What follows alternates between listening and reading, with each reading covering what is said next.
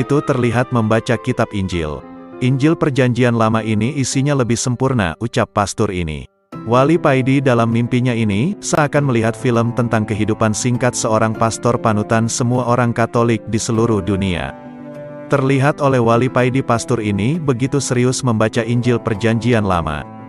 Dalam beberapa hari, pastor ini tidak keluar dari dalam kamar untuk membaca Injil yang sangat menarik hatinya. Di bab terakhir pastor ini membaca bakal datang Nabi terakhir. Setelah membaca Injil Perjanjian Lama, pastor ini sulit tidur.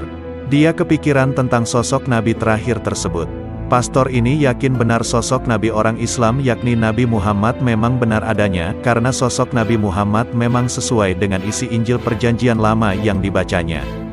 Dan ketika pastor ini berkunjung ke Mesir, pastor ini mengambil kesempatan untuk bertemu mufti-mufti Mesir, bertanya mengenai agama Islam. Dia ingin mempelajari Islam lebih dalam, dan salah satu mufti Mesir menghadiahi pastor ini dengan sebuah Al-Quran. Setelah acara kunjungan di Mesir selesai, dia kembali ke Vatikan dan mulai membaca lembar demi lembar isi Al-Quran. Pastor ini semakin kagum dengan isi Al-Quran yang dibacanya. Pastor ini setiap ada waktu luang, dia selalu membaca Al-Quran. Setelah khatam, dia mengulanginya lagi. Tanpa disadarinya, dia telah mendapatkan kenikmatan dalam membaca Al-Quran. Ketika di lain waktu, pastor ini bertemu dengan mufti Mesir yang memberinya Al-Quran, pastor ini berkata, "Aku tidak akan bisa tidur sebelum membaca beberapa ayat dari Al-Quran. Terima kasih telah memberikan Al-Quran yang begitu mengagumkan ini kepadaku." Walaupun begitu, pastor ini belum mau membaca syahadat, walau hatinya sudah yakin mengenai kebenaran agama Islam, karena situasi dan kedudukannya tidak memungkinkan untuk melakukan hal itu. Lalu Wali Paidi melihat dalam mimpinya, pastor tersebut terbaring dalam keadaan sakit dan mendekati ajal. Ketika pastor ini melihat ada malaikat yang datang padanya, pastor ini bertanya, "Siapakah Anda?" "Aku adalah Israel yang disuruh Allah untuk mencabut nyawamu hari ini," jawab malaikat. "Sungguh benar apa yang dikatakan di dalam Al-Quran mengenai hal ini," jawab pastor. Ketika ruh pastor ini baru melewati jari-jari kakinya, pastor ini, dengan penuh keyakinan, mengucapkan syahadat.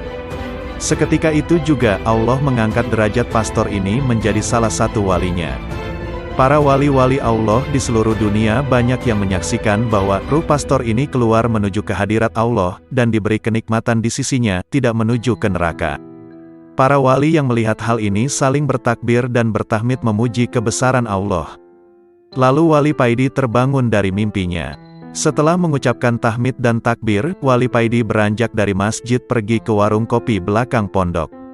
Ketika Wali Paidi baru saja duduk, Wali Paidi melihat berita di televisi yang berada di pojok warung, mengabarkan kalau Paus Yohanes Paulus II telah meninggal dunia.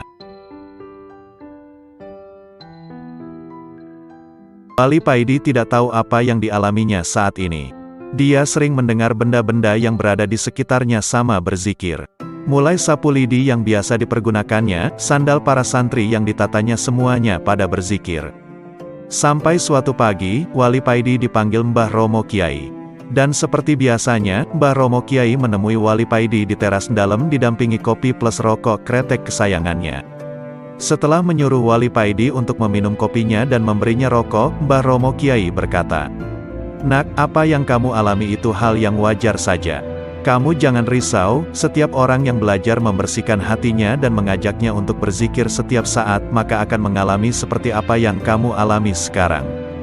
Bahkan, mendengar lolongan anjing pun akan terdengar seperti suara orang yang berzikir. Itu semua pantulan dari hatimu. Kamu pasti ingat dengan hadis yang menceritakan, ketika Nabi mendengar kerikil yang dipegangnya sama berzikir. Inggih Kiai, tutur Wali Paidi. Besok kamu berangkatlah ke Malang. Berziarahlah ke makam Habib Abdullah Bil Faqih dan ayahnya Habib Abdul Qadir Bil Faqih. Tapi sebelum kamu duduk, bacalah salam ini," kata Romo Kiai sambil menyerahkan secarik kertas kepada Wali Paidi. Wali Paidi dengan takzim menerima kertas kecil pemberian Romo Kiai. "Bacalah," perintah Romo Kiai. "Salamullahi ya Sa'adah." Dan seterusnya, Wali Paidi membacanya dengan melakukan salam tersebut. Salam itu memang sudah umum, dan di setiap kuburan wali banyak tergantung ucapan salam itu. Andai nanti ketika kamu sudah sampai di makam Habib dan Habib tidak berada di makam, maka ketika Habib mendengar ucapan salammu itu, insya Allah Habib akan kembali pulang ke makamnya dan menemui kamu, ucap Romo Kiai menjelaskan. Inggih Kiai, jawab Wali Paidi. Kamu naik sepeda motor si Sofyan saja, perintah Kiai. Sofyan adalah putra Romo Kiai.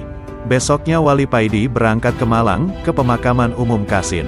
Romo Kiai berkata, makam Habib Abdullah dan Habib Abdul Qadir berada di pemakaman umum Kasin. Hanya itu petunjuk dari Romo Kiai.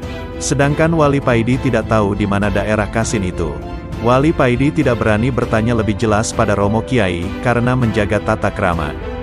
Wali Paidi manut dan berusaha melaksanakan perintah Romo Kiai tanpa banyak bertanya dan protes.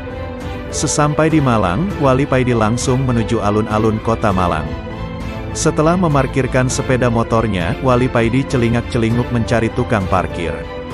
Tidak lama kemudian, ada tukang parkir yang menghampirinya. Wali Paidi lalu bertanya kepadanya, di mana daerah Kasin itu. Setelah mendapat penjelasan dari tukang parkir tersebut, Wali Paidi langsung berangkat ke daerah Kasin sesuai petunjuk yang diterimanya. Kira-kira 10 menitan, Wali Paidi sudah berada di daerah Kasin. Sekarang tinggal mencari di mana letak pemakaman umum Kasin, batin Wali Paidi. Wali Paidi bertanya-tanya kepada orang-orang yang ditemuinya, ternyata menurut keterangan mereka, pemakaman umum Kasin ada 2. Wali Paidi lalu menerangkan kalau dia berniat ziarah ke makam Habib Abdullah bil Faqih dan abahnya Habib Abdul Qadir bil Faqih. Setelah mendapat petunjuk yang jelas mengenai arah-arah ke makam, Wali Paidi melanjutkan perjalanannya.